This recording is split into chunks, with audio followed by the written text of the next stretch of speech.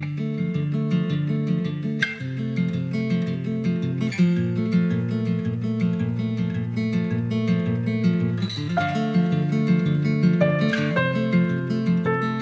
her det er jo billeder fra min barndom af, og så når jeg ser på dem med den viden, jeg har i dag, så kunne det være meget rart, at jeg vidste det dengang, kan man sige, hvad det var, at jeg sådan decideret fejlede. Ja. Det er ikke meget, jeg har været igennem.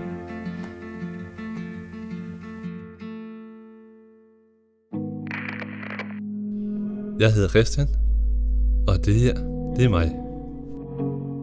Jeg blev født med et hul i hjertet, og allerede da jeg var 4 dage gammel, blev jeg opereret for første gang. Men det var ikke kun hjertet, det var galt med. Da jeg blev ældre, viste det sig, at jeg havde svært ved at lære at tale. Jeg var anderledes end de andre børn, og jeg kunne ikke lære lige så hurtigt som dem. Men hvorfor skulle alt det her lige overgå mig? Det var der ingen, der kunne svare på. Og først som 19-årig fandt jeg ud af, at alle mine problemer havde den samme årsag. Et syndrom med det kryptiske navn 22q11. Men hvad er 22q11? Det vil jeg forsøge at finde ud af. Og derfor så har jeg tænkt mig at snakke med en ekspert, der ved noget omkring det. Ved at lære 22q11 bedre at kende, håber jeg på at lære mig selv bedre at kende. Og en diagnose må jo betyde, at der er andre, der har været igennem det samme som mig. Så måske er jeg alligevel ikke helt så alene i verden. Jeg hedder Charlotte Olsen, jeg er overlæge på børneafdelingen i Skejby. 22q11-syndrom kalder vi det, eller deletionssyndrom. Det er en tilstand, og jeg foretrækker at kalde det en tilstand og ikke en sygdom, fordi nogle er faktisk raske, hvor man mangler et lille stykke på kromosom nummer 22. Kromosom nummer 22 er det her lille bitte kromosom. Og en lille fejl er altså det, der kommer anderledes. Der er også der er kæmpe store billeder af fra da jeg var barn af. Som barn tænkte jeg ikke så meget over, at jeg var anderledes. Typisk. Jeg er på hospitalet, og så sidder jeg selv og leger doktor. Men da jeg begyndte at blive voksen, gennemgik jeg en periode, hvor uvidstheden om, hvad der var galt med mig, gjorde mig ked af det. Da jeg som 19-årig fik fortalt, at jeg har 22q11, var det derfor en kæmpe lettelse. Uvidstheden forsvandt. Men 22q11 er mange forskellige ting. Jeg er lige inde på en side, hvor der står noget omkring de symptomer, man kan have, når man har 22q11-syndromet. Der anslået, at der er mellem 180 og 190 symptomer. Hvis jeg skulle sige én ting, som er det mest genkendelige, så er det det, som de fleste med 22q11 har, og det er en svaghed af ganens muskulatur. Og så får man udtalevanskeligheder. Jeg sidder faktisk her med en bog fra noget teaterpædagog, som jeg har åbenbart rådet til. Oppe i gardinerne hænger appelsinerne. Jeg kunne ikke sige det, hvis min mor ikke, det var grund af det. Halvdelen med 22q11 har hjertemisdannelser, måske lidt mindre end halvdelen. Medfødt hjertefejl, det har jeg jo, så det er i hvert fald en af dem. Og så er det også meget karakteristisk, at man har nogle indlæringsvanskeligheder. Første skoledag. Det er sgu meget sjovt at se. Så det er indlæringsvanskelighederne, der kommer der. Så, men de har jo vel altid været der. Jeg har bare ikke lagt mærke til dem sådan før nu. Jeg tænkte over, det er derfor, jeg er gået på specialskoler og sådan noget. Jeg har selv 10 af de 13 mest almindelige symptomer for 22q11. Men både antallet og sammensætning af symptomer er vidt forskelligt fra person til person. Derfor kan det være svært at finde ud af, hvor mange der har syndromet. Hvor hyppigt er det, at man ser 22q11? Det gør man hos ca. 1 ud af 4.000. Men jeg er helt sikker på, at der er mange, der har 22q11, som ikke ved det, og som har det godt og er sunde og raske og ikke fejler noget. Selv når man ikke tæller de raske med, er 22q11 faktisk den mest almindelige kromosomfejl næst efter Down-syndrom. Alligevel er der ikke ret mange, der har hørt om den. Det skyldes måske, at 22q11 er en ret ny diagnose. Kromosomfejlen blev først opdaget i 90'erne, så da jeg var barn, vidste lægerne meget lidt om syndromet.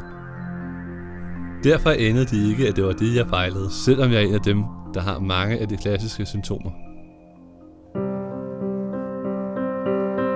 Det var først, da jeg begyndte at blive voksen, at jeg erkendte, at jeg nok havde en eller anden form for handicap. I dag ved jeg, at jeg ikke er alene i verden med min diagnose. Og jeg ved, at der findes mange forskellige fællesskaber for folk, som er i berøring med 22q11. Jeg har nu aftalt et møde med formanden for 22q11-foreningen, og ham er jeg på vej hen til nu.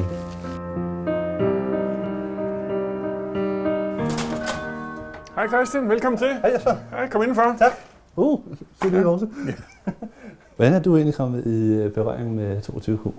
Jeg er så heldig, at jeg har en søn, der er født med 22q11. Og det var jo selvfølgelig noget af en overraskelse for os at få det.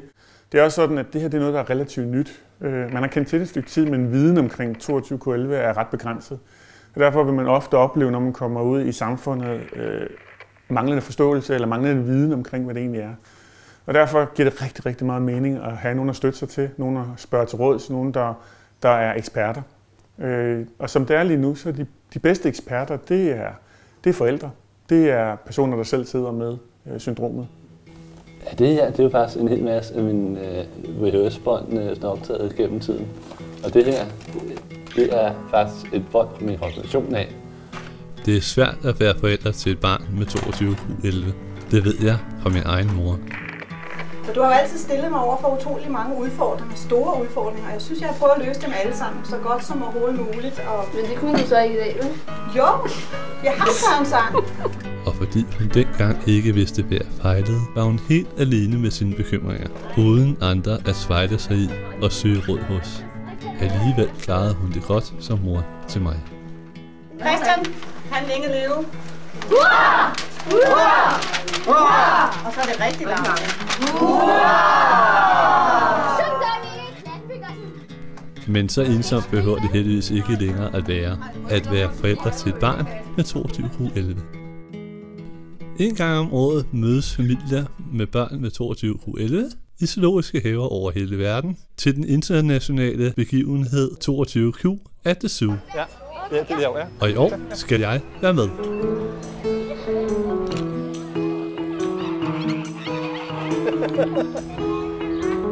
Jeg glæder mig til endelig at møde andre personer med den samme diagnose som mig. Jeg er spændt på, om de må minde om mig, og om jeg kan genkende mig selv i dem. Altså, hvilke skavanker har jeres søn omkring det her? Han har jo fået konstateret infantil autisme og ADHD, og så har han fået lavet et hul i hjertet, og har stadigvæk en venstre hjerteklap, der ikke er helt tæt. Så har han jo sprogvanskeligheder og ligger lidt bagud mentalt, men ellers så er han jo super duper, der kommer han. Hej, Christian. Matti. Hej Matti. Du har haft nogle hjerteproblemer også, ikke? Ja. Det har jeg faktisk også haft som barn. Det er rørende for mig at møde Matti, for jeg kan genkende flere af hans udfordringer fra min egen barndom. Ligesom Mattis lukkede mit hjerte sig heller ikke efter den første operation. Og jeg husker tydeligt, hvordan det var at være et barn med hjerteproblemer. Vent lidt, okay. Og syng en lille sang i kamera. På loftet ridderne, en jule, Jeg var meget tæt i forhold til andre børn. en rundt om rest, alle de Jeg kunne være med til en lejr eller sådan noget, så var jeg sådan rigtig udmattet bagefter. Der skulle over sætte mig i en specielt bygget klapvogn. Så det, ja. Da jeg var 5 år, blev jeg opereret i hjertet for anden gang. Det er et dagbog, min mor hun har skrevet. Dengang det er blevet indlagt anden gang.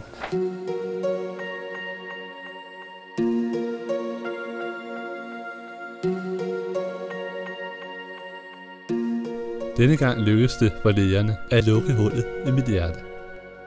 Og for første gang i mit liv kunne jeg pludselig løbe omkring og lege som alle andre børn.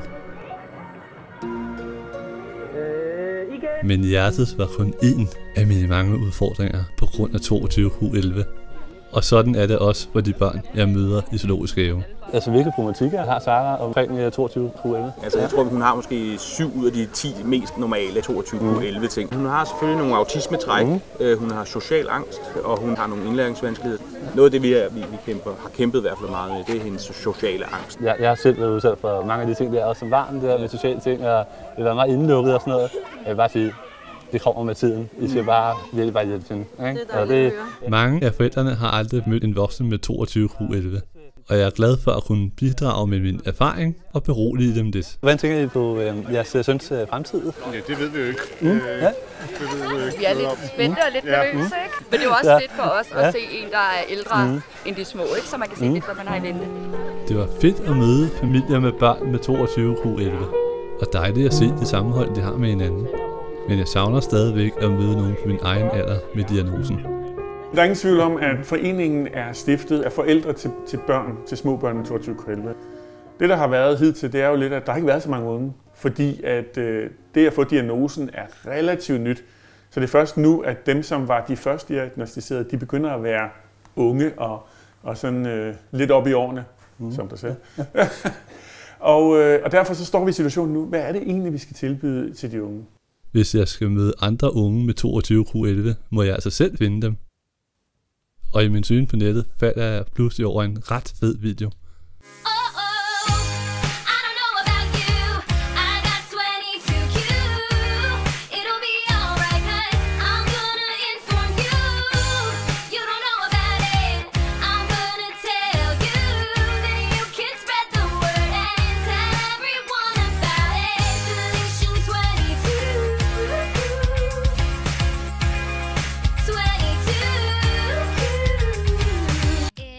Pigen, der optræder i videoen, hedder Amy, og er en amerikansk pige med 22 Q11. Jeg beslutter mig for at opsøge Amy, for at høre, hvordan hendes liv som ung med 22 Q11 er. Hello. Og hvorfor hun har lavet en video om det. I made the video because I was like, I've had it when people always keep saying, what's wrong with you? And I also love to spread awareness about deletion 22.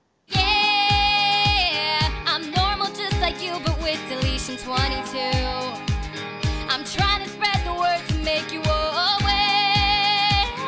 Tonight's the night I show you why I'm different. Yeah, it's time. I was diagnosed when I was 10 years old.